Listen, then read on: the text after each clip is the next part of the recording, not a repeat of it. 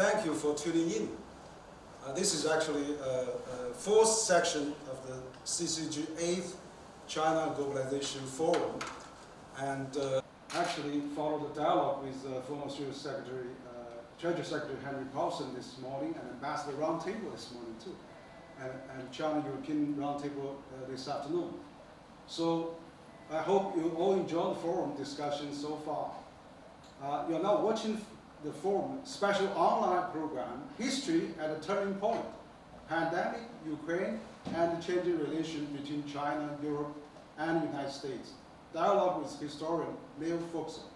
I would like to introduce our speaker, Neil Fuchsen, today. Professor Neil Fuchsen is the Milbank Family Senior Fellow at the Hoover Institution, Stanford University, and a Senior Fellow at the Belfer Center for Science and International Affairs at Harvard, where he served for 12 years as the Lawrence Tisch Professor of History. He's the author of 16 books. Many of them are award-winning and international bestsellers. He has won numerous books, prizes, an accomplished biography. He's currently writing a life of Henry Kissinger, the first volume of which we published actually published in 2015, and also got a very critical acclaim as a Kissinger, 1923-1968. The Idealist of the book won the 26th Council of Foreign Relations Arthur Ross Book Award. So in 2011, his film Festival Prize for the Best Documentary. Professor Fuchsen is the Philip Rohn Visiting Professor at the London School of Economics in 2010-11 and a Visiting Professor at the Tsinghua University School of Economics and Management 2016 to 2021. So a well-known professor around the world. He has received honorary degrees from University of Buckingham, Macquarie University of Australia, and University of Oslo, Chile. And he's trustee of the New York Historical Society and the London-based Center for Policy Studies. Time magazine named him one of the 100 most influential people in the world. With 2022, we have entered the third year of the COVID-19 pandemic that has prompted many to pronounce the end of globalization. Amongst Washington's drive to decouple from China economically and technologically, the Ukraine conflict has produced a rupture in the global energy and food supply chains, as well as the European balance of power. So from the globalist elite at Davos to populists at the ballot box, people from all corners of the world are grappling with the key issues in a great power relation between China, America, and Europe, and global implications. So with the outcome of Russian invasion of Ukraine yet to come, how can we use history to help inform and illuminate the present and present the choices and the challenges facing the world? This program features Professor Neil Fuchsen, one of the most brilliant historians of our age, and his insight on the key issues of the day. So without further ado, let's start with our esteemed speaker, who is to join us from London. Hi, Neil, how are you? Great to have you. So maybe you can have your opening remarks. Thanks for joining us. Oh, thank you very much indeed, Henry. It's a pleasure to join this group. It's a critical time in history in so many different respects. I thought it might make sense just to reflect on the non-transitory nature of the crises we face. Transitory is a word that appeals to many people. It's usually mentioned in connection with inflation. When inflation leapt upwards this year, many economists argued, including economists at the Federal Reserve, that it was just transitory. And of course, that turned out to be very wrong. And the predictions that Larry Summers and others made last year that inflation was going to surge up to levels we haven't seen since the early 1980s proved to be right. inflation, in other words, turned out not to be transitory, and I don't think it's going to go away in the way that the central banks forecast. A lot of people thought the war in Ukraine would be transitory too. There were people who published articles at the beginning of the war in late February suggesting that it would be over very quickly because Russia would swiftly take control of Kyiv and overthrow the Ukrainian government. When that didn't happen, there were others who argued that Ukraine was going to win the war almost as quickly. And here we are. It's June and there is no end in sight. So that war turned out not to be transitory, and it's hard to know just when it will end. And finally, of course, there's COVID-19, the pandemic that has now been going for close to 2.5 years. And anybody who tells you that it's over and that we're in the post-pandemic era isn't looking at the data where new variants continue to manifest themselves, and case numbers, hospitalization numbers, and death numbers are going up this very week in many countries. So I think the broad observation I would make is that in our time, we suffer from an attention deficit disorder. We want the news cycle to be 2 or 3 weeks, and then we get something new to think about. But history doesn't provide such short-lived events. And in each case, the economic shock, the geopolitical shock, and the public health shock, the event is lasting longer than people were expecting. And indeed, each of these problems, the problem of inflation, the problem of war, and the problem of the pandemic, don't actually seem likely, in my view, to stop anytime soon, and may indeed start to feel like permanent features of life over the coming years. So that's my introductory observation. But for the sake of dialogue, let me stop there and throw the ball back to you, Henry. Thank you, Neil. Great for your opening remark. I mean, you are really such a great historian and has been watching the history unfolding in many aspects. And I also I read your recent articles in Bloomberg as well.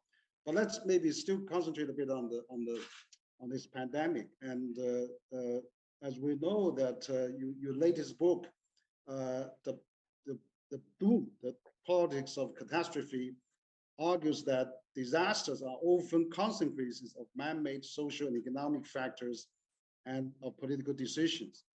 You know that we are still come back to COVID-19, and of course, the worldwide, virus has claimed many lives. And so, what as a historian you look at this certainly in the long term. So, does the pandemic teach us in terms of international relations? I mean, in which ways the COVID-19 have changed the dynamic of global cooperation, and also the lessons we can draw from the past. So, and this is pandemic, but also on top of that, we we have this Ukraine war, we have this also energy crisis, we have this food crisis, and also the high inflation. I saw you also interviewed together with Larry Summers at Bloomberg. I mean, he talked about this inflation that has been really driving at all-time high. So I hope that you look at history, look at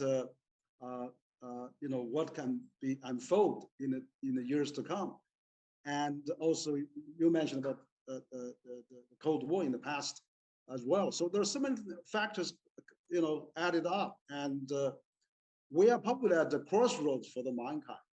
And how can we steer through this kind of a mad, chaotic situation? We need wisdom. We need to look at the history, and you probably can give us some hint on that.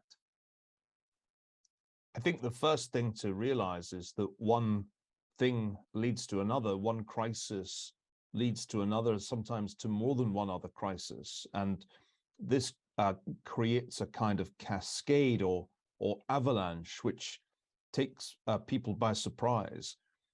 Many people, when the pandemic first began in early 2020, didn't appreciate the enormous economic consequences of the non-pharmaceutical interventions, the lockdowns that were recommended by epidemiologists and public health experts.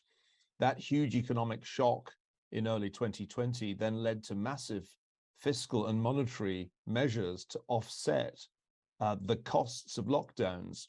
But these in turn had the inflationary consequence by 2021 when vaccines became available and the need for drastic lockdowns, at least in the Western world, diminished.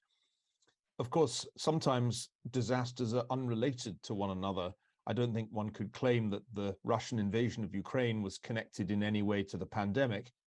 The reality is that history in many ways is just one disaster after another, and you don't really have any way of predicting what disaster will strike next.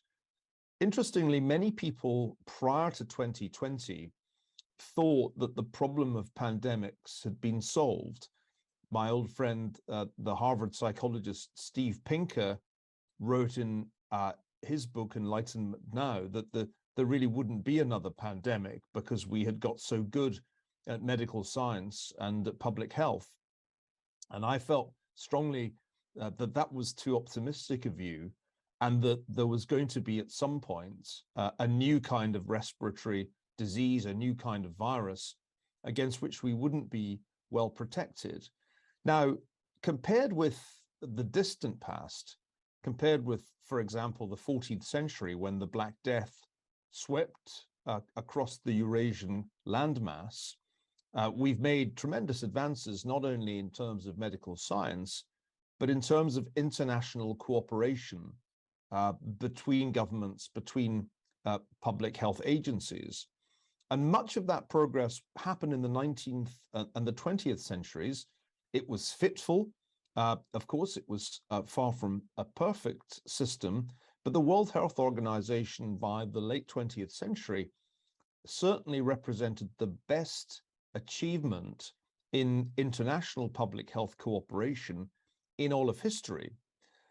So the big question becomes, why did our system perform much worse than it should have when COVID-19 manifested itself in early 2020?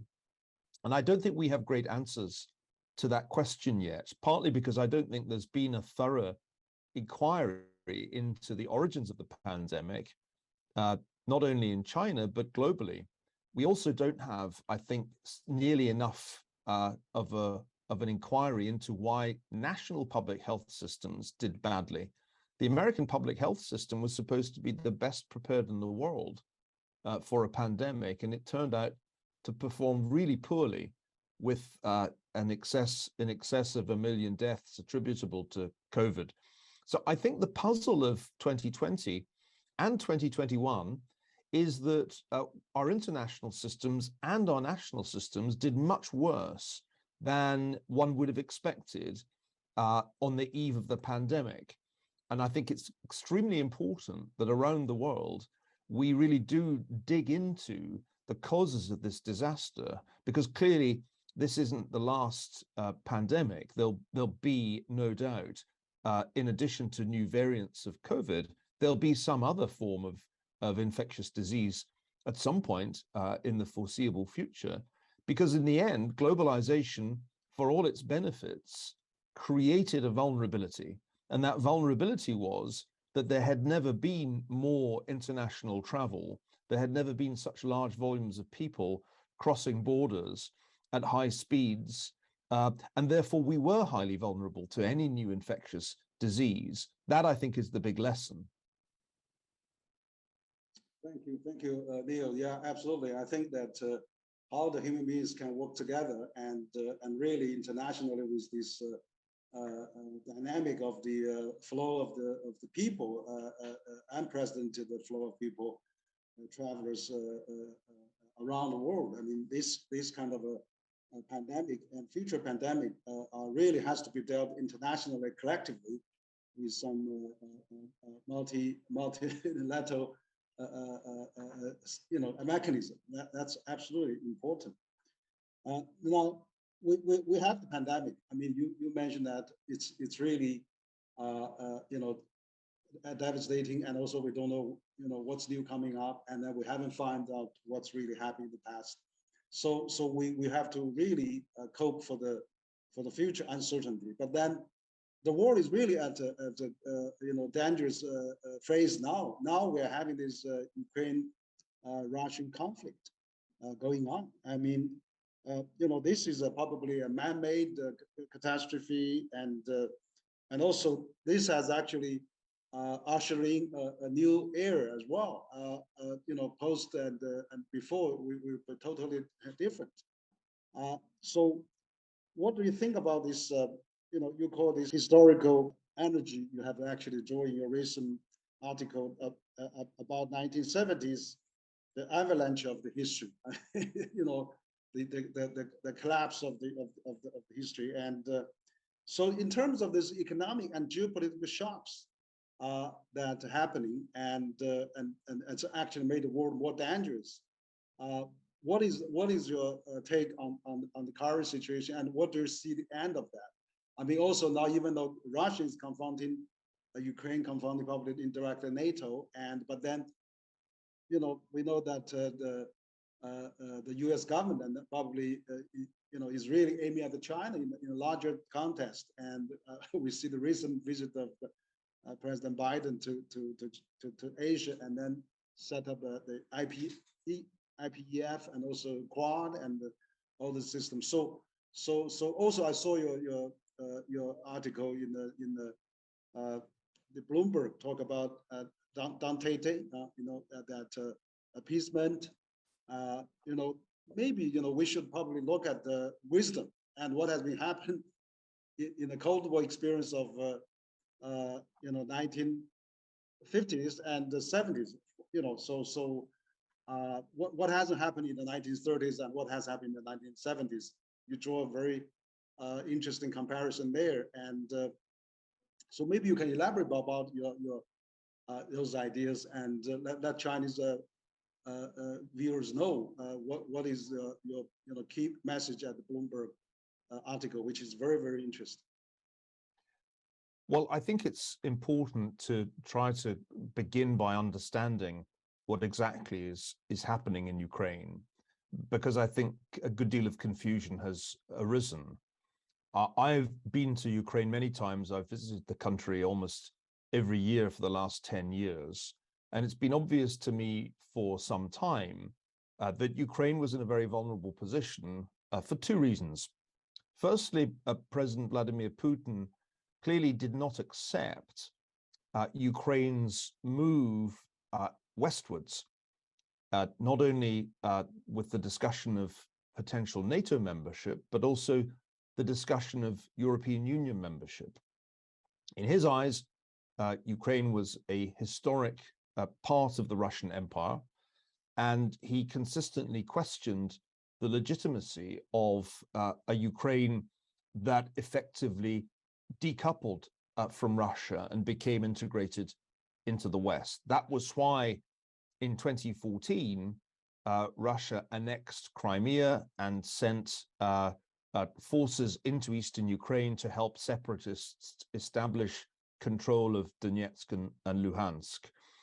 It was in response to a political crisis in Ukraine when the then President Yanukovych turned away from the possibility of European negotiations and triggered a revolution, which in turn led to the Russian intervention. So this story goes back years, not just to 2014, but even further back to 2008, when the idea of NATO membership for Ukraine was first discussed.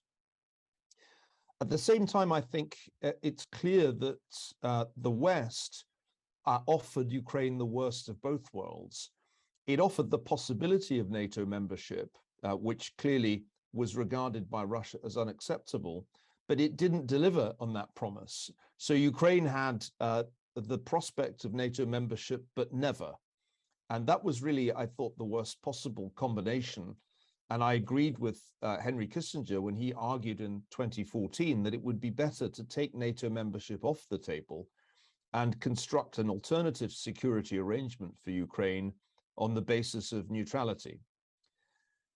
Ultimately, I think the West failed to provide sufficient support for Ukraine in recent years to deter Russia from an invasion.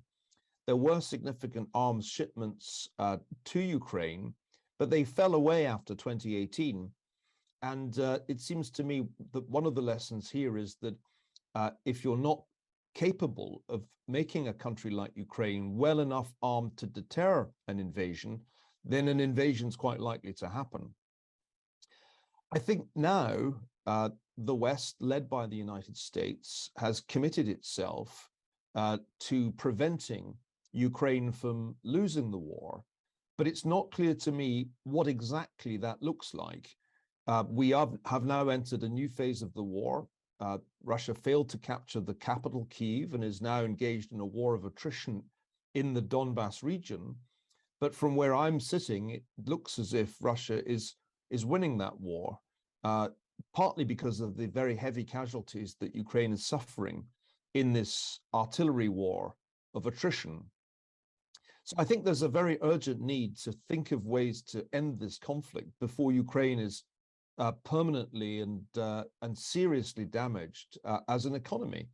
I don't think it can be in the interests of the Ukrainian people for this war to go on interminably.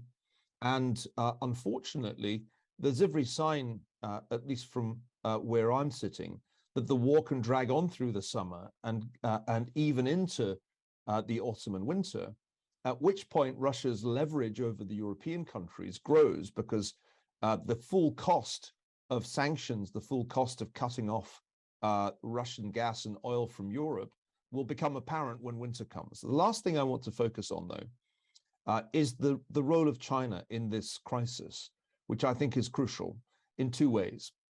First, let me be clear. I can't believe that President Putin would have gone ahead without at least tacit, if not explicit, approval from the Chinese leadership. And this is an extremely unfortunate aspect of the crisis. The second point is that in response, the Biden administration seems to see the war in Ukraine primarily in terms of its relationship with China. There are clearly people in Washington who see their support for Ukraine as a signal to Beijing, see Ukraine in effect as a proxy in what I've called Cold War II.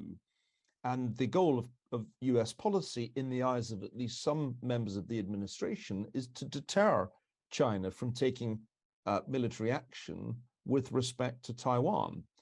In my view, the strategy is a dangerous one in two ways. First of all, it's not clear to me that it works. Extending the war causes all kinds of disruption, including creating an inflation problem for the world. I don't think it really has a significant impact on the way the Chinese government thinks about the Taiwan question. Secondly, I think it's extremely dangerous for the United States and China to go down a collision course over the question of Taiwan. If this is Cold War II, which I believe it is, with China, as it were, taking the place of the Soviet Union, then the Ukraine war is equivalent to the Korean War in 1950. And the next stage in Cold War II would be an equivalent to the Cuban Missile Crisis. Remember, in 1962, the world came extremely close to World War III over an island. And I think we would be running a very similar risk if there were a US-China confrontation over the island of Taiwan. So my argument is, let's learn a lesson from the first Cold War. And the lesson is that détente is better than confrontation. And I would argue that it would be preferable to fast forward and avoid the Cuban Missile Crisis in our time and go straight to détente, accelerate the Cold War cycle, as it were, and get more quickly to a period when the two superpowers focus on reducing tension, slowing down the arms race, and avoiding the kind of confrontation that would carry with it the risk of World War III. Apologies, Henry, that was a very long answer, but this is an extremely important point in my mind, and it's one that I'm trying my best to communicate, not only to people in Washington, but also, I hope, to people in Beijing. Yeah, thank you. Thank you for your analysis. I think you have given a very clear your perspective about how this Ukraine will come along, which I think there's a lot of valuable lessons to be learned, and also you analyze the current situation of what's the danger of that maybe leading to a Cold War.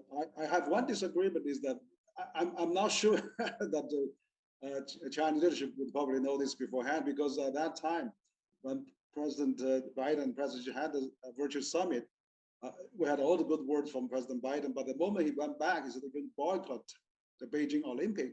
And then suddenly Russian comes out, Putin said, okay, I'm coming, I'm going to support big way, and I'll be the major power to attend Beijing Olympics. So I think there's something reciprocal that China always have all kind of statement, friendship, memorandum, and so I don't think we were really aware, because Chinese, China was the last to pull out its Patriots from Kyiv. We're almost getting some people killed there. If they knew there was a serious attack like that, they would probably put them out the earliest. But other than that, I think your argument also make a lot of sense. That this actually is a Cold War coming up, and even though Russia is involved, there could be more targeted by the U.S., like what we see from recent U.S. administration. Also, Secretary Blinken speech lately that they have to invest, they have to alliance, and then they have to compete with China. So you see that kind of a framework that they are building right now. But you are right. You talk about detente. That's really a great word. I mean, we should really revisit the wisdom of that. By President Reagan, who does that with Gorbachev, and now I think Biden probably in a very I mean, we don't see many times. There's a midterm election coming up.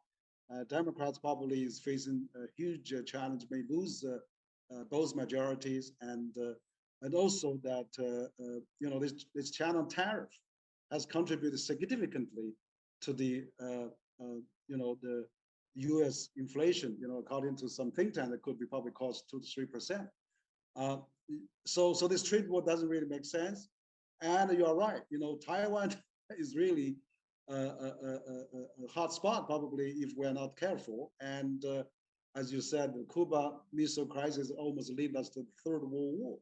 So those historical lessons, you as a great historian, has reminded the people from East and West of all those dangerous outcome. And actually, you are the autobiographer of Dr. Henry Kissinger, and he has said we are at the foothills of the Cold War. So how do you think we can really get out of this dangerous situation, or maybe a Cold War 2.0? And where do you see the China, U.S. and EU to some extent that we can really safeguard multilateral system, find a way to peacefully coexist. Of course, we have differences. We have values differences. We have a different running governance system. But let's not really get into a conflict. I saw recently Chinese defense minister answered 11 questions at the Shangri-La Dialogue, and also he met 6 counterparts in different countries. So we see some high-level dialogue now, and Chinese top diplomat Yang Jiechi also meet Jack Sullivan lately. So what do you see how China U.S. can really getting out of this very dangerous trend that as you are so familiar with the both situation, and also sitting in the UK to look at both sides? Well, I think that the lesson of history is that, and this was an argument my old friend Graham Allison made several years ago, is that a rising power and an established power are quite likely to come into conflict. This is one of the patterns of history. And the interesting thing about the relationship between the US and China is that it went through a period of being relatively harmonious and cooperative, the era of what I call Chimerica. But then quite quickly, Chimerica, the partnership between the US and China, which was mainly economic in its nature, began to crumble and was replaced by something that looked and sounded a lot like a Cold War. Now, when I first made this argument in 2018, not everyone agreed, but this was partly because they'd forgotten the true nature of the first Cold War. The true nature of a Cold War, as George Orwell said in 1945, is that it is a peace that is no peace. There isn't an outright world war, but the two superpowers engage in all kinds of indirect conflict. The arms race was the most obvious example of the first Cold War, the nuclear arms race, but there was also a space race. A Cold War is a technological competition, but it's also an ideological competition. And then it has, in addition, classic territorial aspects where the two superpowers seek to have spheres of influence or reach far abroad in search of support. So if one compares Cold War I with our present situation, the truth is that we now have most of the characteristics of a Cold War. And I think it's important for both sides to recognize this. Part of what made the first Cold War dangerous was that there was no precedent. And I don't think people fully understood the risks that were being run in the early phase of the Cold War. The Korean War was a very risky moment. There were serious debates about whether nuclear weapons should be used against China by the United States. In the Cuban Missile Crisis in 1962, a Soviet submarine came very close indeed to firing a nuclear torpedo at American naval vessels, which really would have triggered a world war. So the lesson of history is, when you're in a Cold War, it's good to recognize that and not be in denial about it. And it's also good to recognize that Cold War is better than World War III. The most important thing is to manage the relationship, manage the technological competition, manage the ideological competition to avoid escalation to outright world war. That's the critical lesson, I think, of the first Cold War. And if you ask how that was done, then I think you have to give some credit, indeed quite a lot of credit, to Henry Kissinger and the presidents that he served, Richard Nixon and Gerald Ford, who did a great deal to relax relations with the Soviet Union, and of course, began that process of building a diplomatic relationship between the United States and China, beginning with Kissinger's secret trip to Beijing in 1971 and Richard Nixon's visit to China 50 years ago.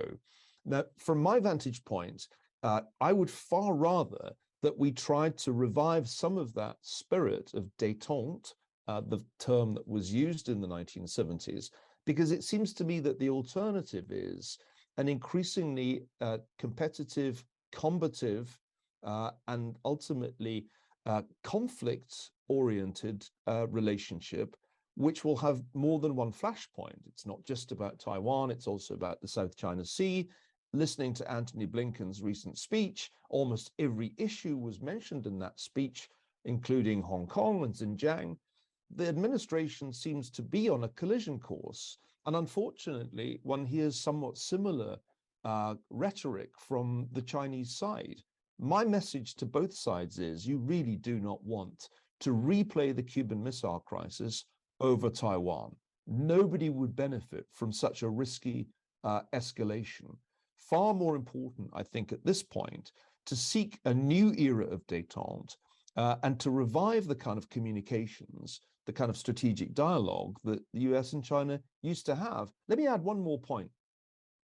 It's come as a great surprise to many people, including, I think, in China, that Joe Biden's administration has in some ways been more combative towards China than President Donald Trump's. Trump was interested in a trade war. He wasn't really interested in any other kind of war. And my sense is that if he'd been re-elected, we would probably have seen negotiations about the tariffs by now.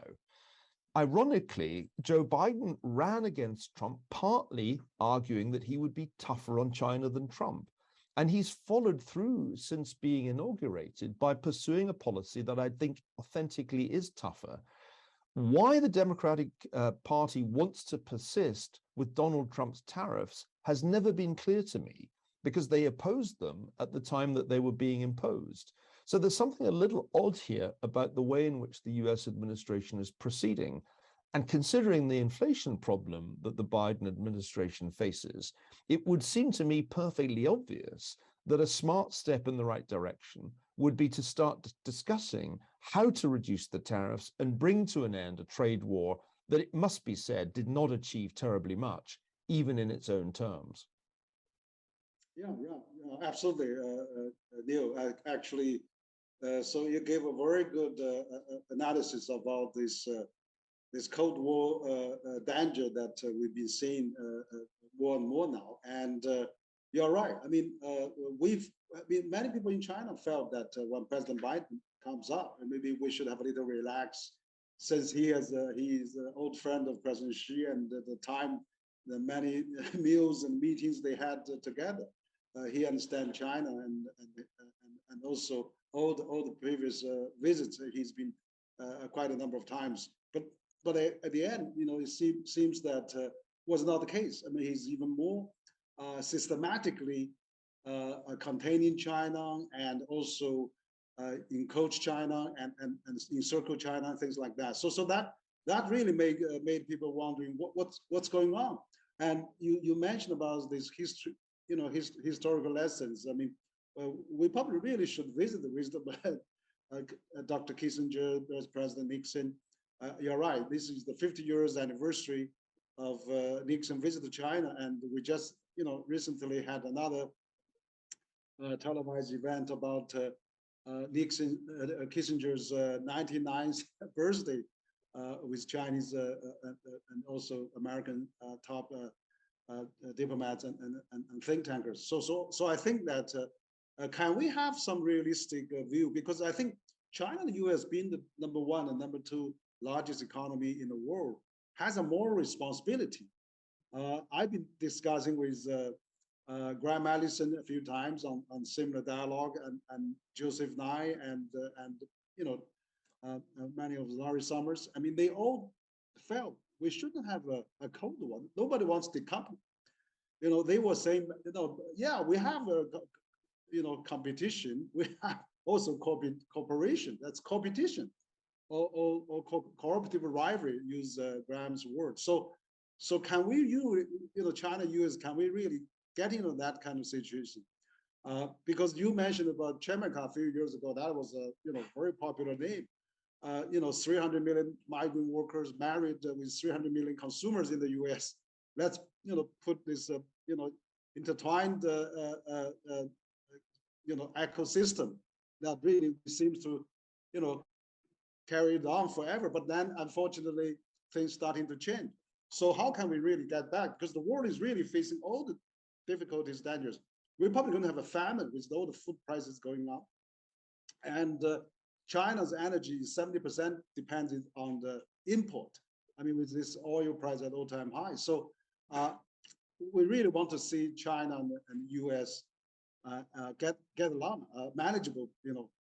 Admit their differences. There's some problems. Let's face it. But we shouldn't go to the extreme of really I'm going to contain everywhere, or I'm going to drive up the military budget of all the countries in the region and everywhere. So that's really concerning, because given how dangerous, how vulnerable the world we are facing now, we can't afford the US and China not to work together. You are the historian, you know China, US so well. Need to subscribe something for us. I'd like to hear from you as well. Well, I think one of the key lessons of détente is that it takes two to tango. Both sides need to be ready to make concessions, or it's simply not going to be meaningful. by the late 1960s and early 1970s, the cost of the arms race was becoming a major problem for both sides. And indeed, it was a heavier burden for the Soviet Union with its relatively smaller economy. I think the United States and China each need to look long and hard in the mirror and ask, what exactly is it that we're trying to achieve here? I've already said why I think it's strange for the Biden administration to pursue such a hawkish policy towards China, particularly since part of it originated with the previous administration. I think at the same time, Xi Jinping and his colleagues in Beijing need to ask whether wolf warrior diplomacy was really the way to go in communicating China's views to the rest of the world. In my most recent book, Doom, I argued that much that Chinese diplomats said and did in 2020 was deeply unhelpful to China itself by alienating European and other countries. The tone of Chinese diplomacy became rather shrill in recent years, and I don't think that that was helpful. I think to state too forthrightly ambitions of geopolitical parity, if not dominance, helps in no way, because this only arouses the suspicions of Americans and others that China's aspiring to world domination. I don't think that that is the goal of the Chinese people, but it sometimes sounds like the goal of the Chinese government. There won't be an era of détente unless both sides dial back the rhetoric, dial back the slogans that we currently hear. As you suggested, they have all kinds of reasons to cooperate. Most people talk about climate change in this context, but that's only one of many things that the US and China need to cooperate over. Public health, we touched on earlier. One of the reasons that US-Chinese relations have deteriorated is mutual mistrust over the question of the origins of the COVID pandemic. And then we have the big economic questions. The less globalization, the more decoupling, the bigger the inflation problem. And nobody really wins from a world in which we drive inflation up towards double digits. You mentioned, Henry, the danger of famine in large parts of Africa as a result of the disruption caused by the war in Ukraine and the sanctions. It's in no way in the interests of the United States and China for the poorest part of the world to descend into the kind of instability that we've seen in the past. So it seems to me that there are eminent practical reasons why Washington and Beijing should be talking more. And the first step, I think, is to try to put aside the Cold War rhetoric and learn the language of détente again. And that's one reason that I'm motivated to write the second volume of my Henry Kissinger biography, to remind people that détente was not a naive policy. It was not that Richard Nixon deeply trusted and loved Leonid Brezhnev, nor for that matter did Henry Kissinger regard Zhou Enlai as his best friend. These relationships were based on an understanding of mutual interest.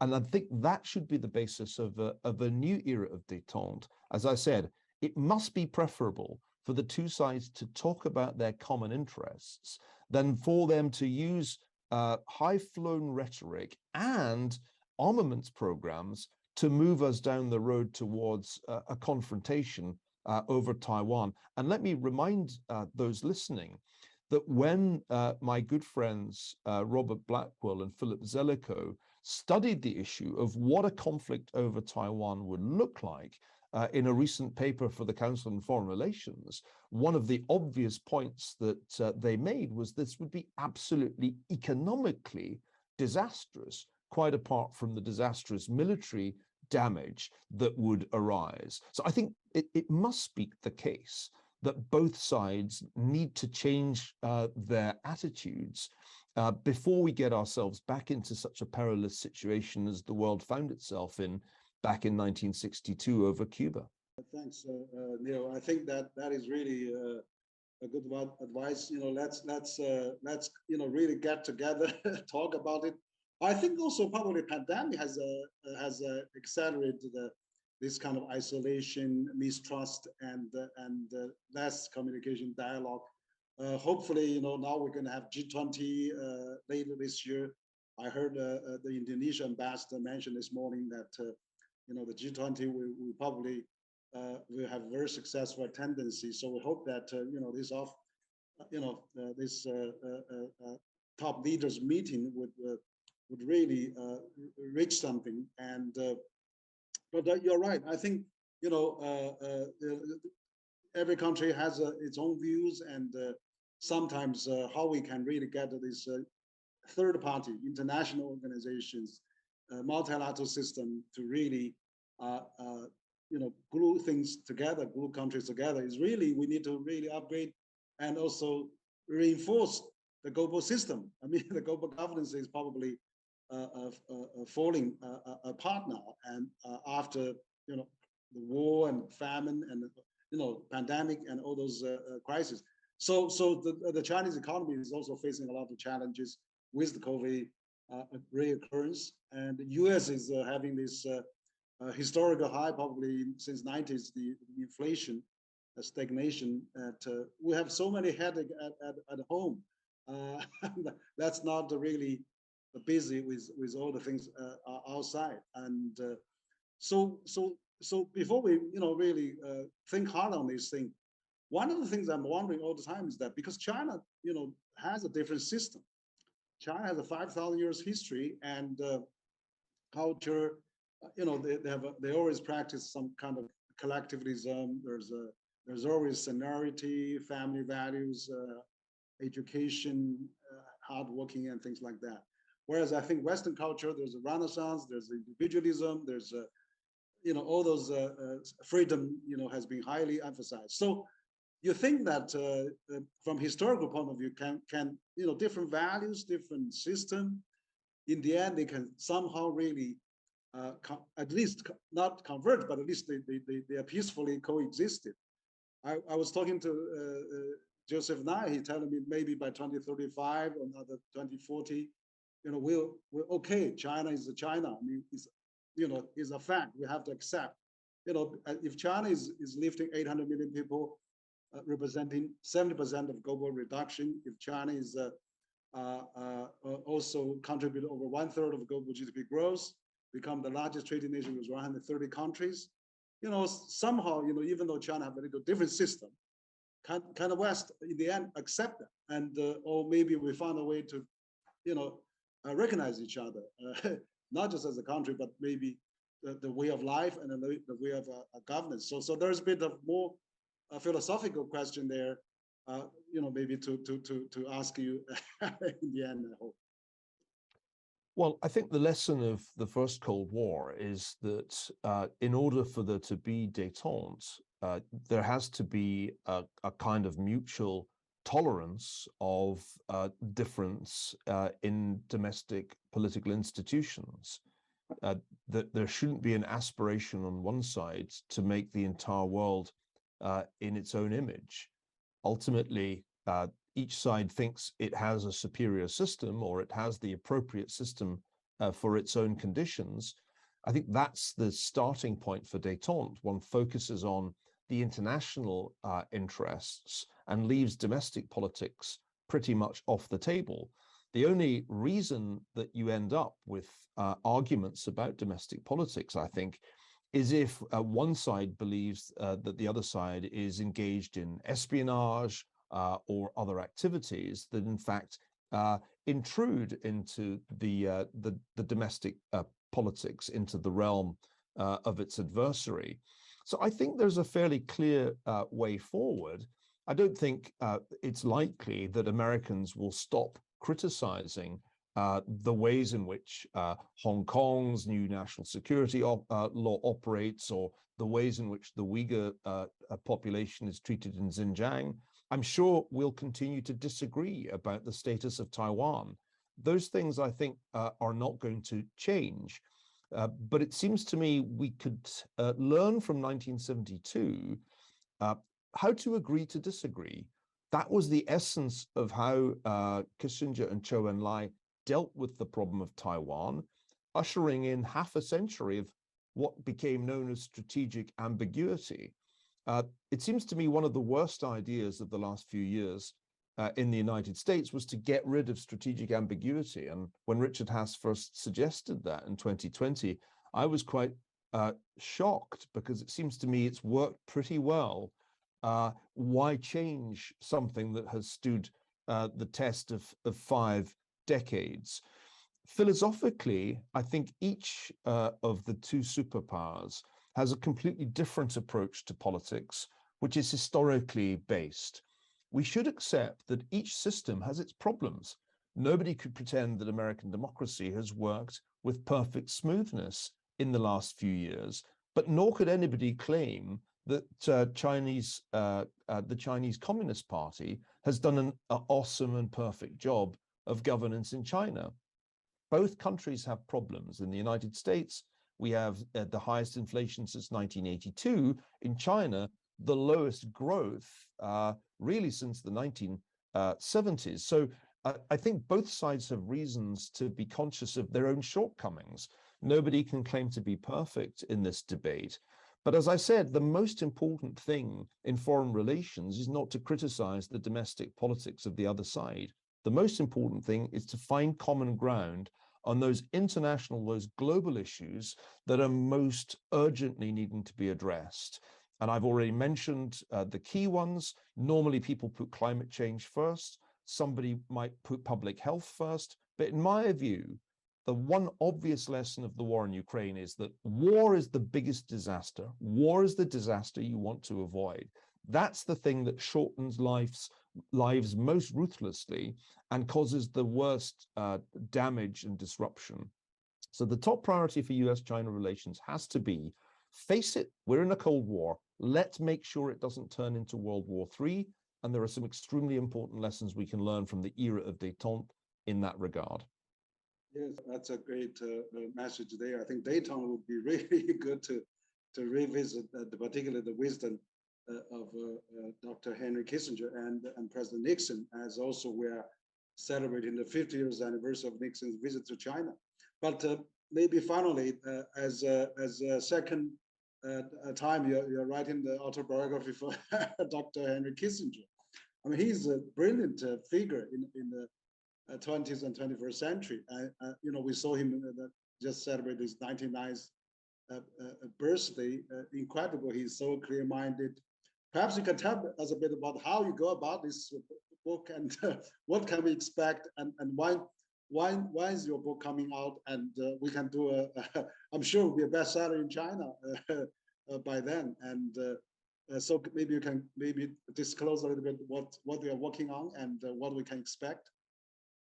Well, I'm writing it now. I've written the introduction in 4 chapters. That probably means I've got about 16 or so more chapters to write. So I have a lot of work still to do. I hope very much that I can get the book finished for his centenary, for his 100th birthday next year, and have it published soon after that. Needless to say, this volume contains the critical events that we've been talking about, in particular, the opening to China and Richard Nixon's visit to Beijing in 1972.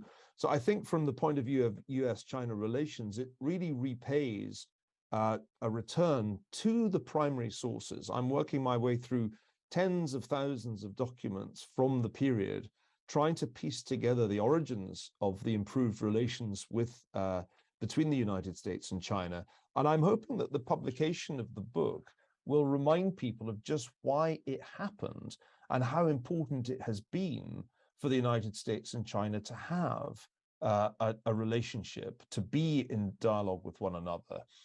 As I said, this is not about naivety. Dr. Kissinger never pretended, as some people believed, that China would magically turn into a Western-style democracy, and he's always understood the extraordinary power of history in shaping the political differences between nations. I'm hoping, therefore, to get this book out as soon as possible because I think it's urgently needed. We've forgotten, in all the upheaval of the pandemic, in the most recent upheaval caused by the war in Ukraine, we've actually forgotten the dangers of Cold War, the risk in any Cold War that it becomes a hot war. And that, I think, is the thing that I'm most struck by as I read the documents from the early 1970s. They saw, Dr. Kissinger and his colleagues saw clearly how catastrophic it would be if the US-Soviet relationship escalated into World War III. We've forgotten how catastrophic it would be if the US and China went to war. It would be as catastrophic in terms of the military and economic as well as the human damage that would be caused. So if I can do anything to remind people of how dangerous the downside is, then it will have been worthwhile to write this very lengthy and detailed biography. Thank you, Neil. I think this is going to be a great book that we all expecting, and you're right. The wisdom of Dr. Kissinger, and he actually, so 50 years, some years ago, come to China and reopened the U.S.-China relation with President Nixon. Was change the world, change the destination of both countries, and to that matter, the whole, globally. And so I'm sure that your book will be serving as a very timely and very important reminder of how the world we are getting to another dangerous phase, and is the Tante is really absolutely should be revisited, and wisdom of Nixon and Dr. Kissinger should be revalued as well. I mean, we are really needing this kind of people that still alive today had witnessed both century and has witnessed so many things happen, and you are doing such a great job in summarizing, analyzing, and also looking at history and predict the future. So we really appreciate you taking the time to talk to us, and I'm sure we're going to get a lot of food for thought out of your great talk with us. So Neil, I really appreciate you taking the time. We had a little technical problem at the beginning, but I apologize for that. But we had a very busy day. Today we had Henry Paulson in the morning. We had 20 ambassadors come to the CCG meeting room, and we have another China European Business Council, China EU Business Roundtable this afternoon, right before we start. So there's a bit of a catch up, but I'm really glad that we really worked out. And I'm Honorary Huiyao Wang, the founder and president of Center for China and Globalization. I really appreciate Neil speaking with us. We actually talked, I was at London quite a number of years ago. We were at the same panel. You were just flying from US with your jet lag. I remember well, we shared the same stage with a British think tank. So that was really great. So any last word, and we'll close after your final word. Very briefly, Henry, I think it's extremely important that we have conversations like this, and that through the unofficial channels of academia, we have a discussion about where the US-China relationship goes from here. It's seemed to me that in the last few years, there's been more and more conversation within the United States about China, or within China about the United States. In the end, we need to talk across the Pacific. We need to talk in ways like this. And I hope very much that it won't be too long before we can get off Zoom and be once again in the same room as one another, whether in Beijing or somewhere in the United States. It's been a pleasure to have this conversation with you. It's an important one. And I congratulate you on putting together such an impressive program for this event. Thank you for making me part of it. And I look forward to our next encounter, hopefully in real space as well as real time. Yeah, thank you. We really hope to welcome you here in China, in CCG. I hope that when G20 leaders starting to travel around, the whole world can be lifted from quarantine, probably of some degree. So that day will come soon. I really hope, and really appreciate your time, and look forward to see you again in Beijing. Thank you, Neil. I also thank very much our audience, our participant of the conference. Thank you very much. Okay, I'll see you next time. Thank you.